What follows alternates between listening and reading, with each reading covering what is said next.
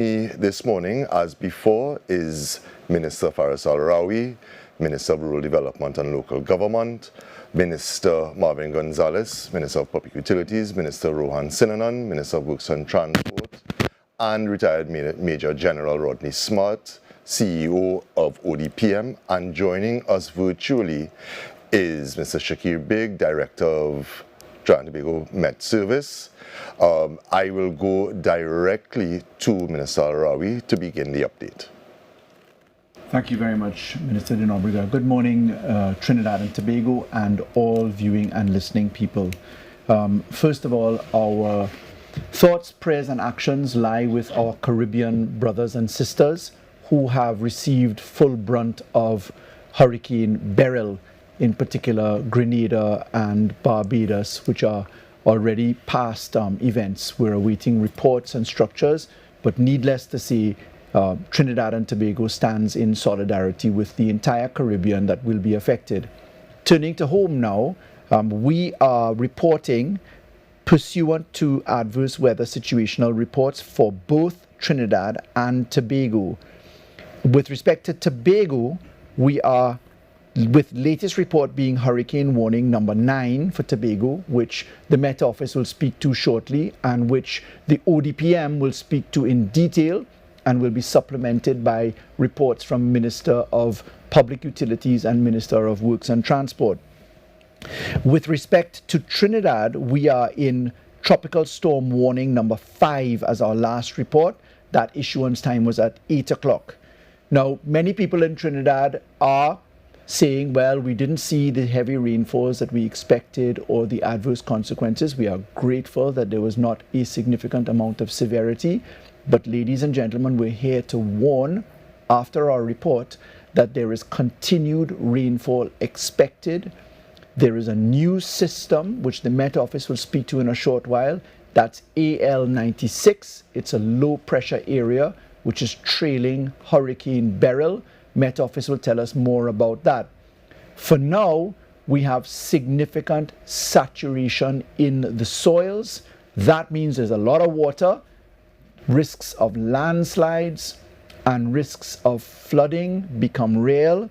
We are looking at high tide at 1:24 p.m. just after lunch and low tide at 7:20 p.m. That means as rain continues to fall, we're fighting runoff issues. All eyes are on our rivers, riverines and tributaries, waterways and courses, so that we can deal with the volume of water that we expect, particularly as we expect rainfall to continue during the course of this week. Later on, I'll rejoin you after we take the Tobago update to provide you with a full report on all reports received, breakdown of categories, our park and ride arrangements, our distribution arrangements, etc. But for now, let's take a turn over to the ODPM and the Met Office to give us a situational context, starting first with Met Office, so that we can know where we are, what's coming next, and what we can expect. Thank you.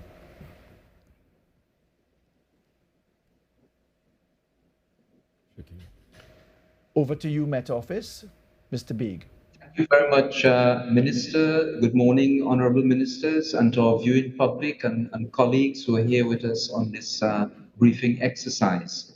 Recent data from the Hurricane Hunter aircraft indicated that Hurricane Beryl continues to be a dangerous Category 4 hurricane.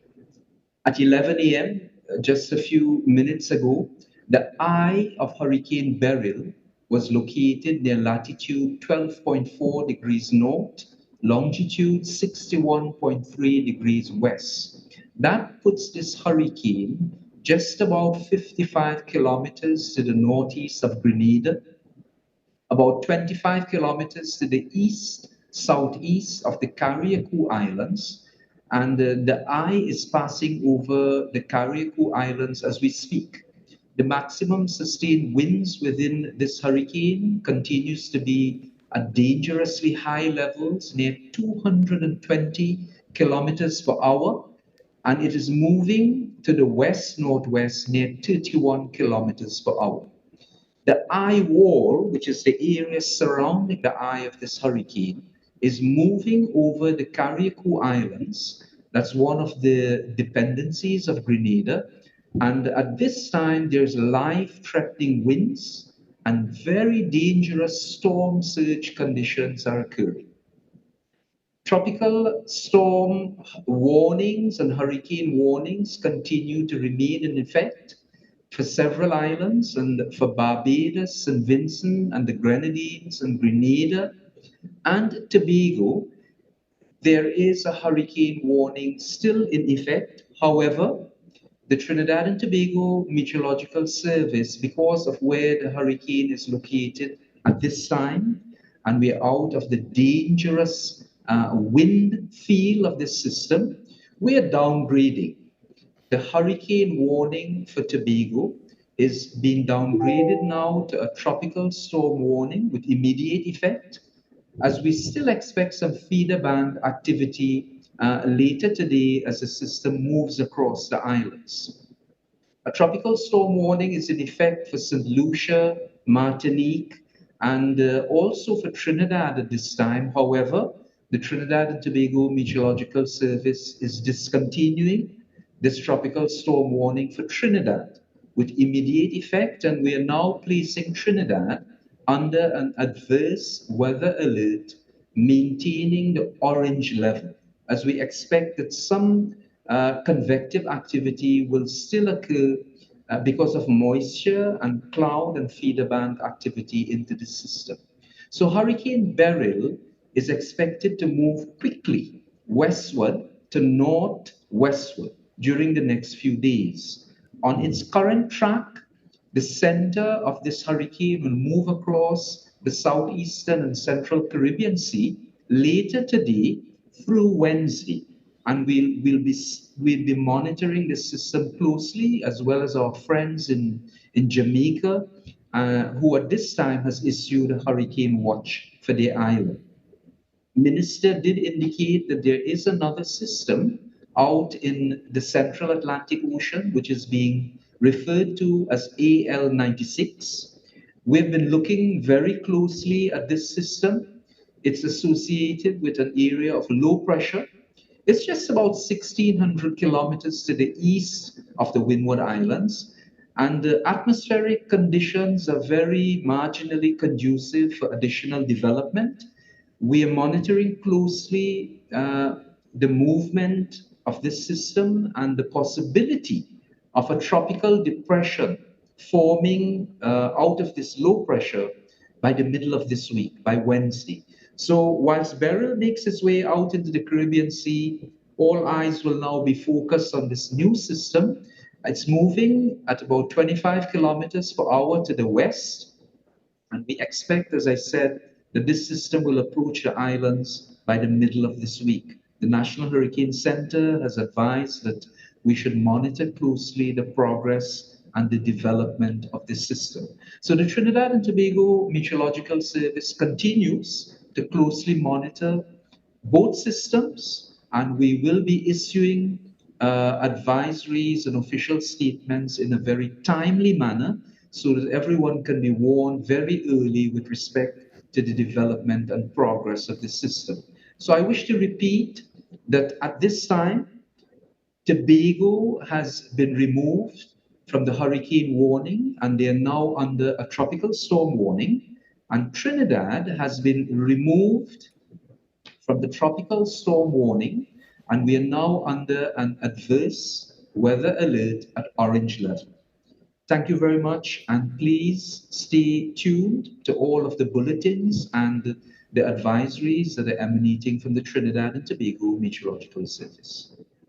Thank you very much, Director Big. Let's move now to Major General Smart. Thank you very much, Minister. And good morning to the viewing and listening public. The ODPM activated the National Emergency Operations Center yesterday at 5 p.m. And since then, we have been coordinating with all the response and support agencies, including regional and international agencies. In respect to Tobago, we have been in constant communication with the Tobago Emergency Management Agency. The greatest effects of Hurricane Beryl were felt to the northeast of Tobago in the vicinity of Charlottesville. We had reports coming out from Tobago of fallen trees in the areas of Arnorsville, Mongrace, Castara, and Charlottesville. A fallen tree brought down electrical and telephone lines, and that impacted for a short time the reception, but it was quickly dealt with by both TNTEC and TSTT. There were also reports of electrical fluctuation and power outages in the north and eastern sides of the island. In the north, Concordia, Castara, all the way up to Formy. In the east, Belgarden, Goodwood, Delaford, Bucco, Riseland, Bethel, Mount Irvin, Richmond, Roxborough, and Speyside. Shelters were activated, and at present there are 129 persons in shelters throughout the island, 103 adults, 26 children. In respect to the divisions of the Ministry of National Security, the Defense Force, you would have heard yesterday, the Minister of National Security indicated that he had asked the Chief of Defense Staff to deploy a contingent of Defense Force personnel to Tobago. Those persons arrived safely in Tobago and immediately began to provide support to the Tobago Emergency Management Agency and the Tobago House of Assembly. The Trinidad and Tobago Coast Guard continued to monitor the many incoming vessels that sail to Trinidad and Tobago for safe harbor. The Trinidad and Tobago Police Service reports no major incidents, and they continue to monitor the situation both in Trinidad and Tobago. The Trinidad and Tobago Fire Service reported no unusual occurrences over the 24-hour period.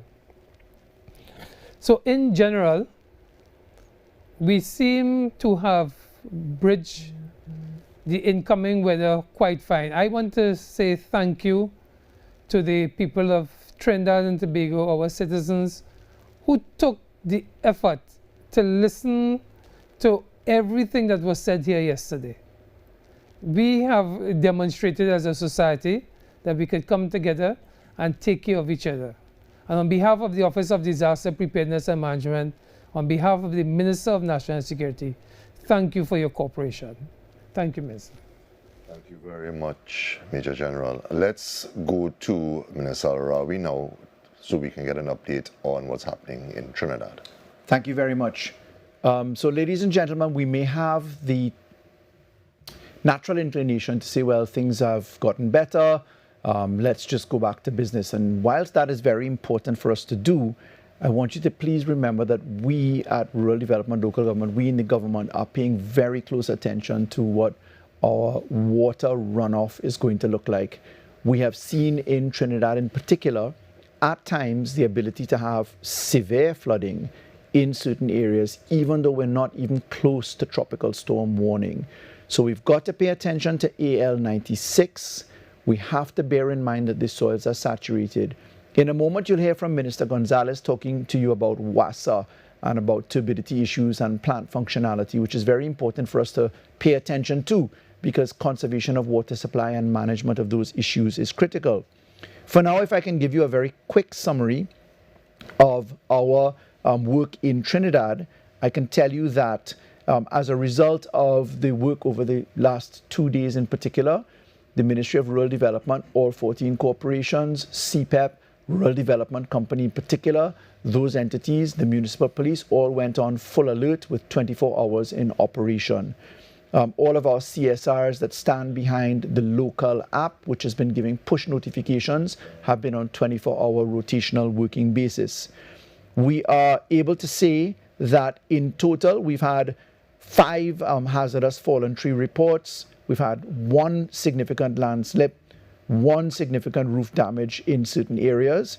We have had those reports largely coming from Sangre Grande Regional Corporation and the Diego Martin Borough Corporation. The particulars of these will be pushed out to the media so that they can pay attention and so that I don't occupy too much time. In total, yesterday alone, we distributed almost 14,446 sandbags and 15 tarpaulins, cleaning agents and structures. We have alerted CPEP to be on full standby to assist with household cleaning as may be necessary. Remember, we're keeping our eyes on the events taking us through Wednesday and into the weekend as we look at river levels in particular. Our park and ride features were in full operation at 10 particular locations. Those locations, we wish to thank the management and staff of all of those areas for allowing us that. We had TNTEC and WASA reports coming, which Minister Gonzalez will speak to. We have opened all of our sandbag facilities for supplementation, including providing HDC with those positions. In total, we had 97 shelters ready. 6 of them became active, and 12 people approached shelters for care, and they were accommodated. Those are really to be found at the St. Helena Community Center at Matlot, where 6 adults and 6 children were taken in. The rest of the centers are all under watch. 5 people at the Sawa Laventil Regional Corporation turned up, and we deactivated that shelter after they were attended to. 5 persons were sheltered there, and they returned home safely. So we'll provide you with a listing of those shelters in a short while, just for public information. Our park and ride locations, we will keep in gear as we begin to demobilize them in this particular day and tomorrow. But by Wednesday, we may have need to return to them.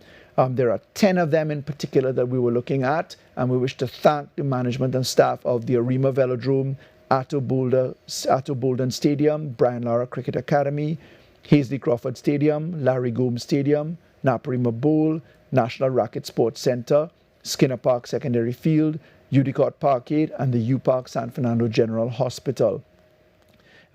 We have been in close coordination with public health, with the Ministry of Health providing services, the Ministry of Trade, the Ministry of National Security, Immigration Services, the Trinidad and Tobago Defense Force, Trinidad and Tobago Fire Services, and indeed yesterday a number of reports as to need for tree cuttings and trimmings were all attended to, cut, moved, and transported away.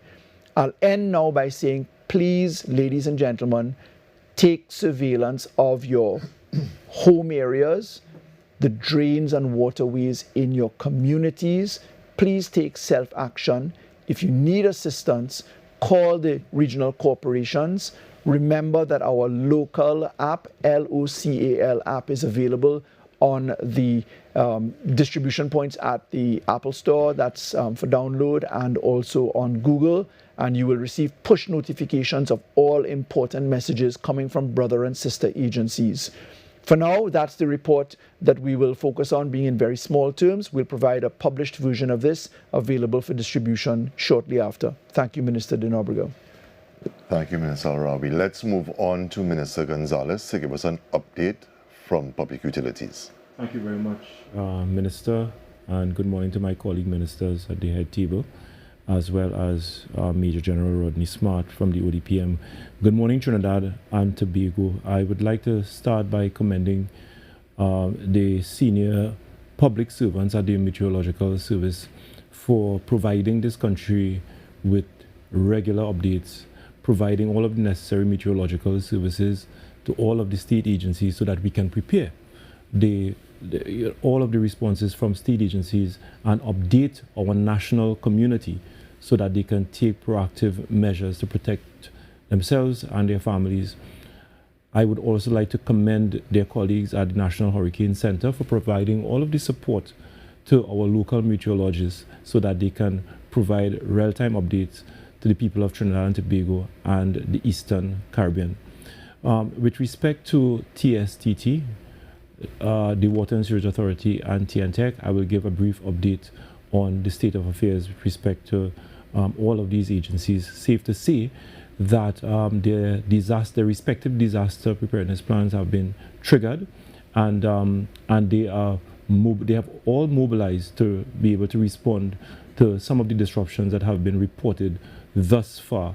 With respect to the Water and Sewage Authority, WASA is reporting at this stage 11 plants are out of operation in Trinidad and 4 plants are out of operation in Tobago. With respect to the plants that are out of operation in Trinidad, we are looking at Tampere, which is in the Toco area, Elanen, and Okono, which is located in the Maracas St. Joseph area, Quarry, Valencia, La Pastora, La Filette, Las Cuevas, Valsine, Matura, and Guanapo. All of those plants are currently out of operation as a result of flooded river conditions and clog screens.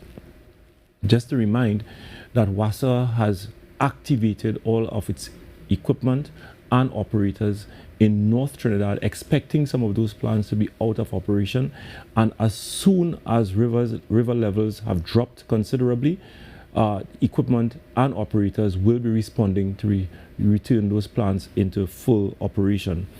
In Tobago, all plants in South Trinidad are in full operation. No plants in South Trinidad have been impacted by the weather conditions thus far, and I'm happy to report that those plants in South Trinidad are all in operation.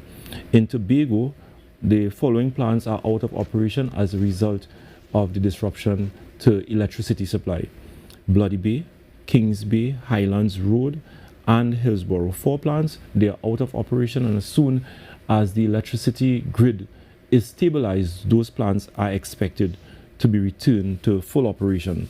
With respect to TNTech is reporting that in total we have 49 disruptions in Trinidad and Tobago. Particularly in Tobago, we have 29 reported disruption or outages, and in Trinidad, 20 reported outages.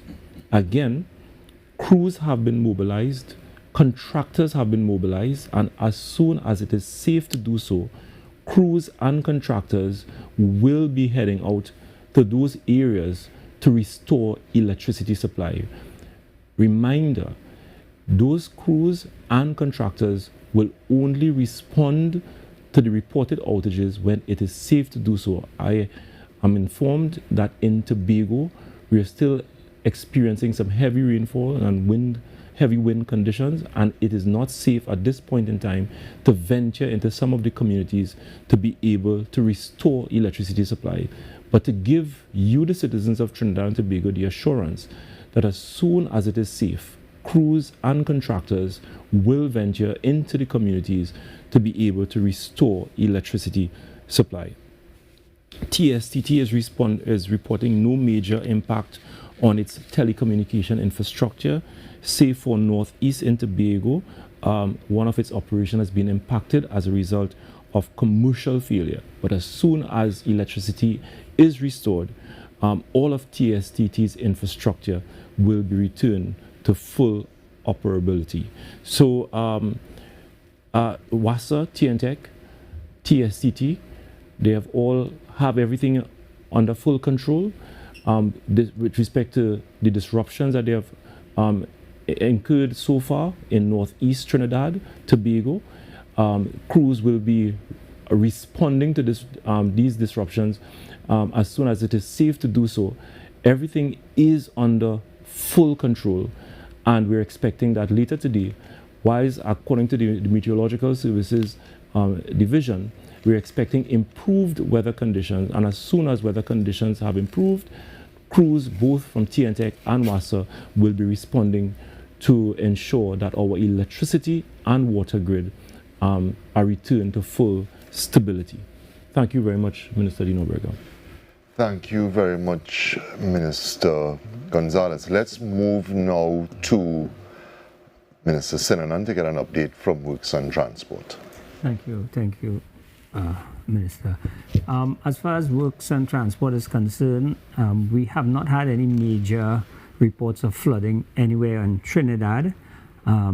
So our equipment and personnel, we are all on the ground to ensure that if ever we get any sort of flooding, we can deal with it immediately. In terms of landslips, at this point, we have not had any major landslip occurring. However, as the Minister of Local Government said, the soil is very saturated and these things can occur at any point in time. There is some level of rain that is anticipated over the next couple of hours, and that will severely impact the saturated areas.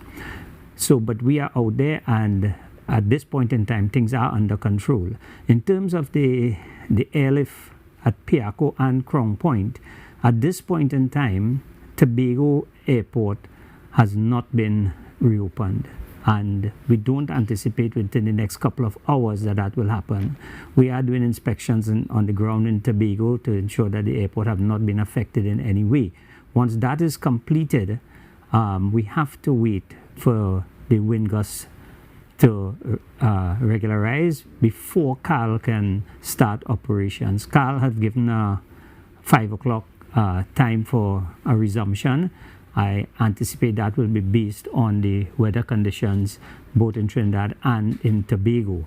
The airport will be ready. In Trinidad, our staff both at the airport and at the port are out. However, again, we have to wait for that wind gust to settle before CAL can resume their operation on the air bridge. In terms of the sea bridge, as much as we would want to resume the sailing of the passenger vessels and the cargo vessels, the sea condition does not allow us to do that. The sea, both in Trinidad and Tobago at this point in time, is very rough, and the captains have decided that it is not safe for sailing for any of the vessels. So all the vessels are anchored out of the port at this point in time for safety reasons, and it is not anticipated that we may have any sailing today because of the sea conditions. The port, the staff is out, so if that changes for any reason, then we can resume sailing. But at this point in time, we cannot indicate any time for sailing of the passenger or the cargo vessel during the day today. At the international terminal, we have the similar challenge because the Pilots Association have indicated it's not even safe to bring in the international cargo vessels at this time. So operations are ongoing at the port. However, we cannot bring in or take out any vessels because of the sea conditions. We will continue to monitor the situation. If there's improvement, we are on standby to resume operations to its fullest. Thank you. Thank you very much, Minister Sinanon. Let's move to the media now. Before we start the normal housekeeping, please use the hands up feature. Please identify yourself by name and media house. And in the first instance, let's restrict ourselves to 2 questions. We will come back to you. Let's begin with, I believe we have a representative from AZP News. If you could identify yourself. Hi, good morning. Chantal Fletcher of AZP News. My first question is to Minister Faris Alwari. Minister, can you say how many people would have used the free parking facilities at Park and Ride? And would schools be reopened tomorrow, please, God? Thank you. Thank you so much. Unfortunately, I can't give you the numbers of persons that are accommodated just yet.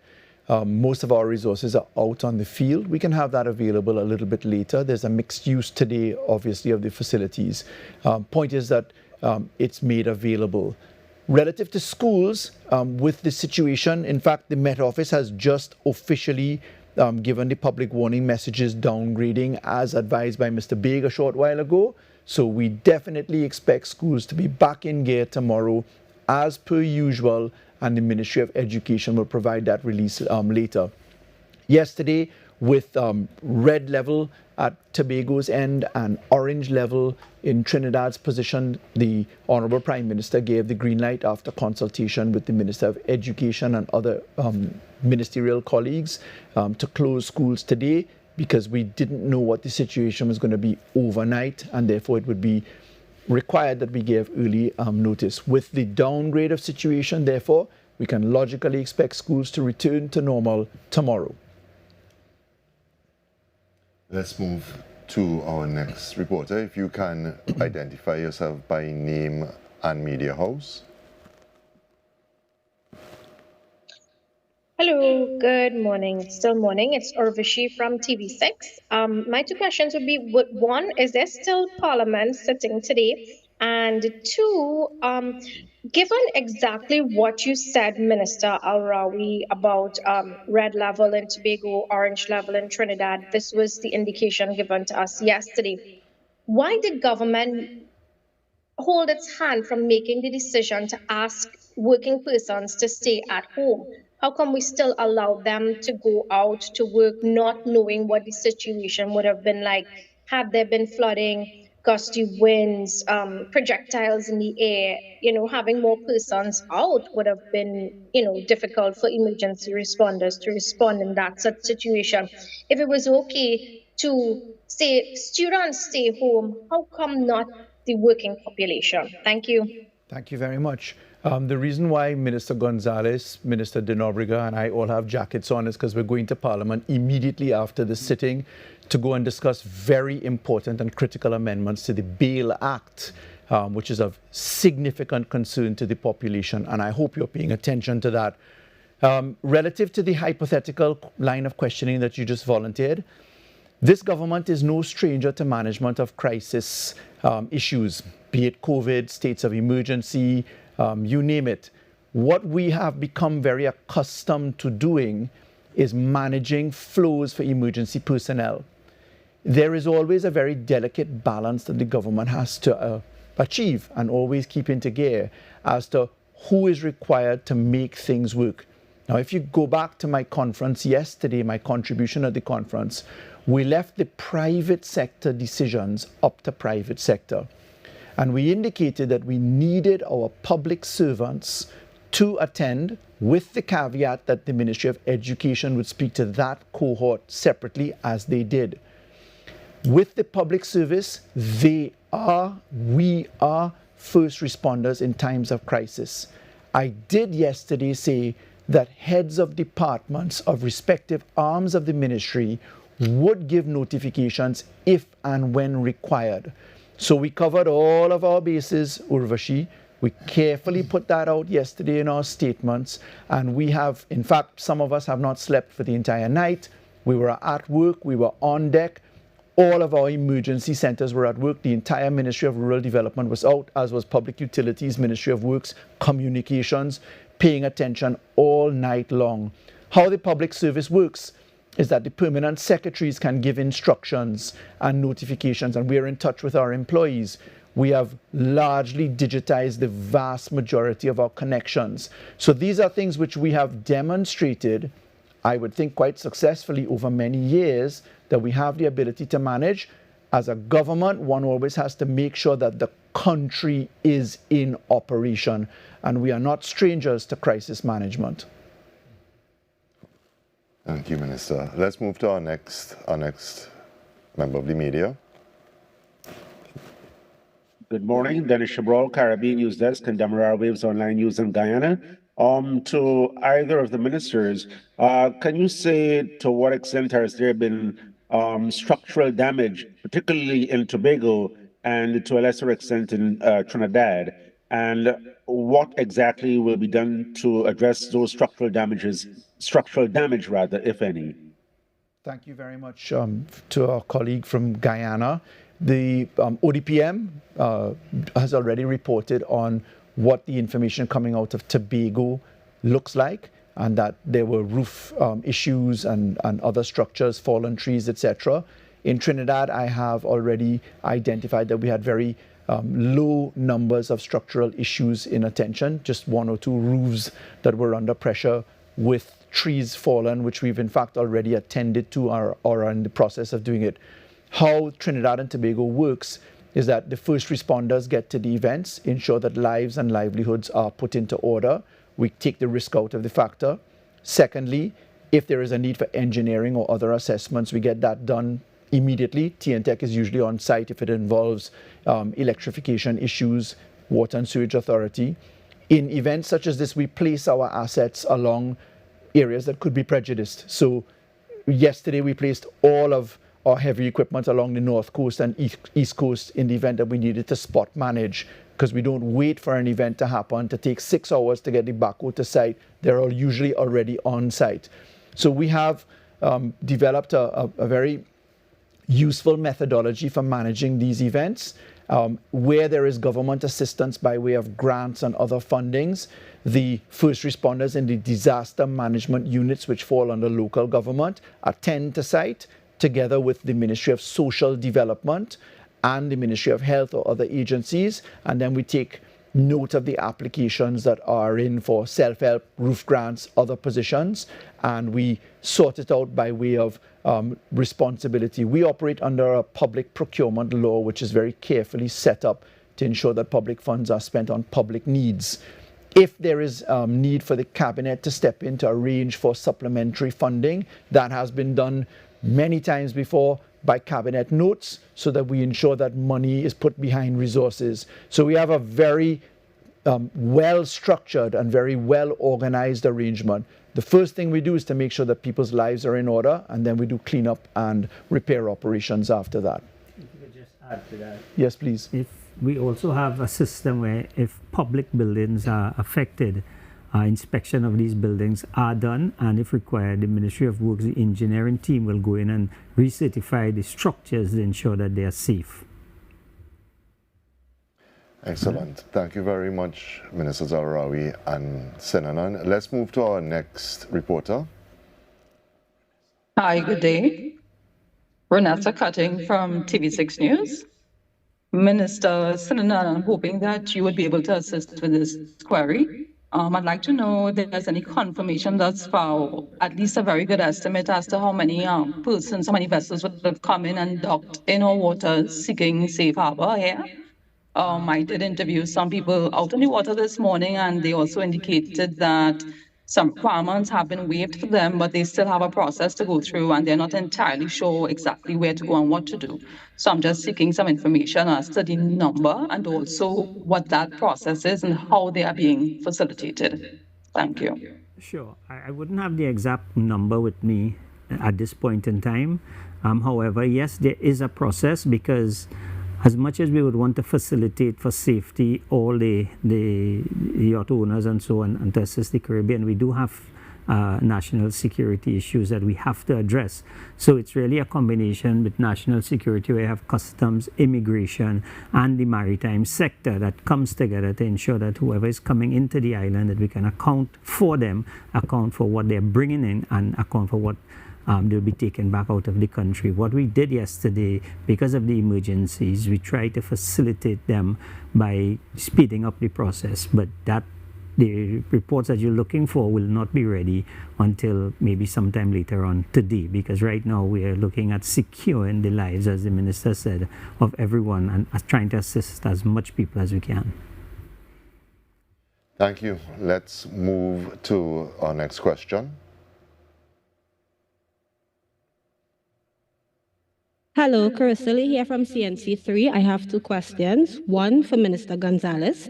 You spoke about a number of plants being down, and I know we are in emergency mode, but is anything being done in case people need water urgently? How will they be able to get that water? And two, for Minister Wari, you said, the hurricane and the storm warning have been downgraded, but you still say we need to look out for landslides and flooding, etc. The people who know that the areas are prone to flooding, that's like, woodland, etc., and landslides like Charlottesville, should they start to prepare from now to evacuate, etc., to avoid being marooned or stuck if this happens? So thank you very much, Caressa. In response to your question, let me report that WASA remained in a emergency mode coming out of the drought-like conditions that we've experienced in this dry season. We continue to have our 24-hour call center in full operation because most of our reservoirs remain below their long-term averages, and the water grid has not been stabilized coming out of the dry season conditions. So water trucks, the water trucking services continue to provide support to the various regional corporations in the extremities, and that will continue. Now that we're having the reverse with respect to extreme weather condition as a result of the passage of Hurricane Beryl, these interventions will continue. So the 24/7 call center operation will continue, and customers are encouraged to call the call center in the event that they need a truck-borne supply of water. WASAC also continues to monitor some of our shelters, our public institutions, health, schools, etc. And we will ensure that those public institutions, those critical public institutions, continue to have a full supply of water so as to mitigate any potential disruption to public services as a result of some of these plants coming out of operation. The good news, however, is that the situation in Trinidad, the weather situation in Trinidad is improving, and we expect most of those plants to be returned to full operation by the end of today. With respect to Tobago, once TNTEC and their crews have made the necessary intervention and return electricity to some of the affected areas, we expect the 4 plants that are currently out of operation to be returned to full operation. So we don't anticipate any long-term disruption to some of the affected customers in the areas where plants are out of operation. Thank you very much. In answer to the first part of your question, Carissa, thank you. The next stage of risk to Trinidad in particular has to do with water levels in our rivers. I can tell you that Aruca is at 42.5% in volume, South Oropouche at 13%, El Carmen at 26%, Caroni Tumpuna at 40%, North Oropouche at 10%. That's at 7 a.m. We expect high tide at 1:40 p.m. today, which means that those river volumes are going to go up. If we take the percolation and runoff that comes from the soil, which is very saturated, those river levels are going to rise. Tributaries and floodplains, therefore, are going to be filled.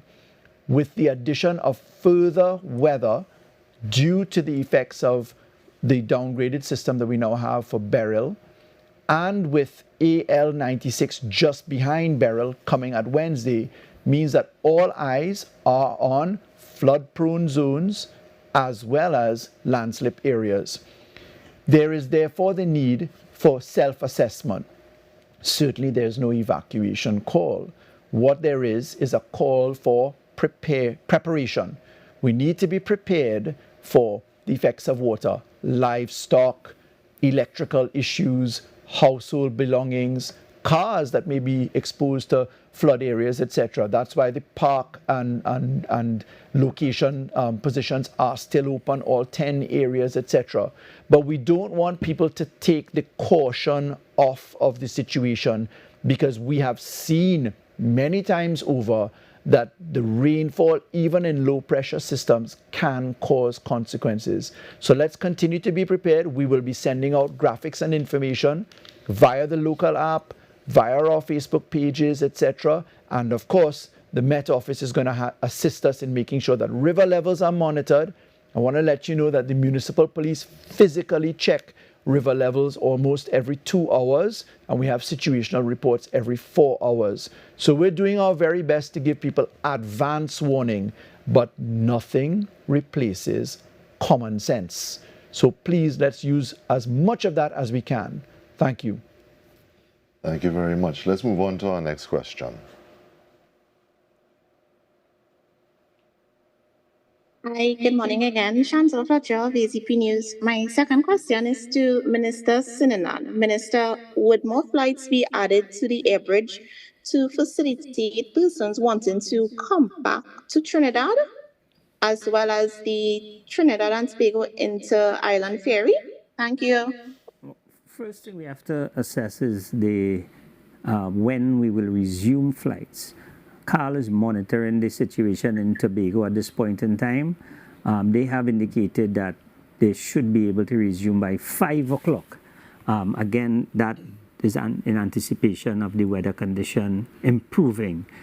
Carl does have the aircrafts on the ground in Trinidad, but we can't give an indication as to exactly what time we will start, and then we have to facilitate the amount of flights that we'll be able to get in during that period. In terms of the passenger ferries, again, if you're in Port of Spain, you can just look out and see what is happening out in the waters out there. The water is actually coming over the quay walls. It's probably one of the first time I've seen that since I have been Minister of Works and Transport. The sea is very rough.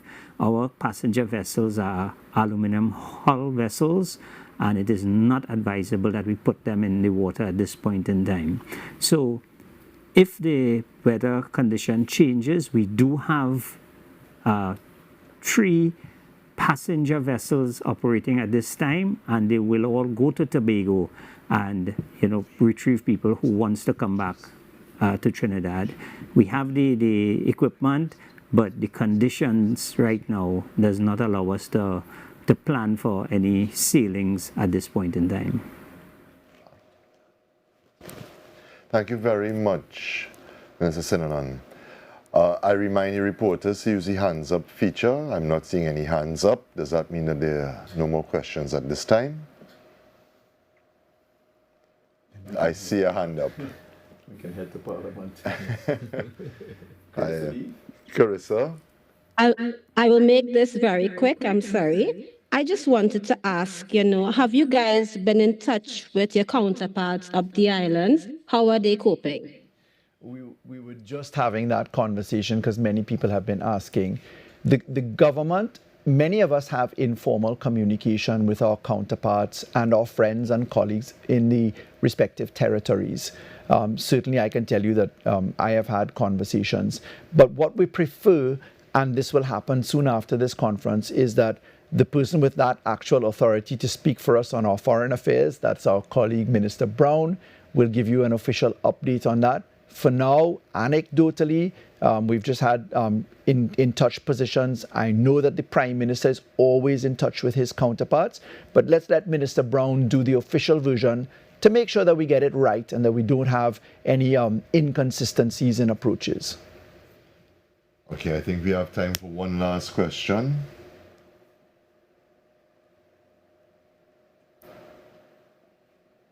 I'm seeing a hand up.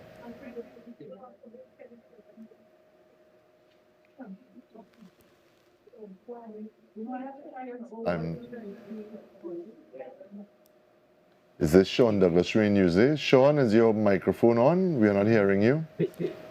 Hello? Yes. Hi. Can you hear me? Yes. Could you hear me? Yes. Okay, yes, great. loud and clear. The Public Transport Service Corporation, Minister Sinanan, can you tell us if that is in operation today? Yes, that is in operation. I have had no reports of any damage to any of their stations or any challenges that they would have. So yes, that is in operation. Right. And I guess the other thing, not to be too premature, but the focus of the hurricane, was the predicted track was supposed to be the island of Carriacou, one of the Grenadines belonging to Grenada. Has there been much focus on that from yourself? Are you getting any picture? I know you did say Minister Brown, but any preliminary information? We'd like to maintain proper lines of communication so that we get accuracy. One always has to be very careful and circumspect when you're speaking about another territory. We respect the sovereignty of territories. So let's let that information be aggregated by Ministry of Foreign Affairs, and we promise you that we'll do our best to come back to you with that one. Suffice it to say that our hearts, minds, and prayers are with our brothers and sisters in the CARICOM. And as you know, our Prime Minister is all CARICOM, so I'm sure that you'll get further information coming. Thank you very much. Ladies and gentlemen, I want to thank you, the members of the media who have joined us today. I want to thank those of you who have joined us on air and online to follow this press conference. The government will continue to update you as is needed, when is needed, with confirmed and official reports. I also urge you to continue following the websites and social media platforms of our first responders, our official first responders, and those ministries with responsibility at times like this. Of course, the Ministry of Rural Development, Ministry of Public Utilities, the ODPM, Trinidad Tobago Met Service, Ministry of Works and Transport, Trinidad Tobago Government Communications, and our state media on air, on television, on radio, and online. Thank you very much, and we'll speak to you soon.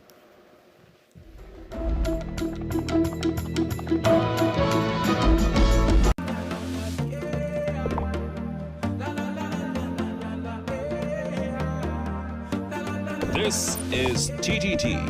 Live for local.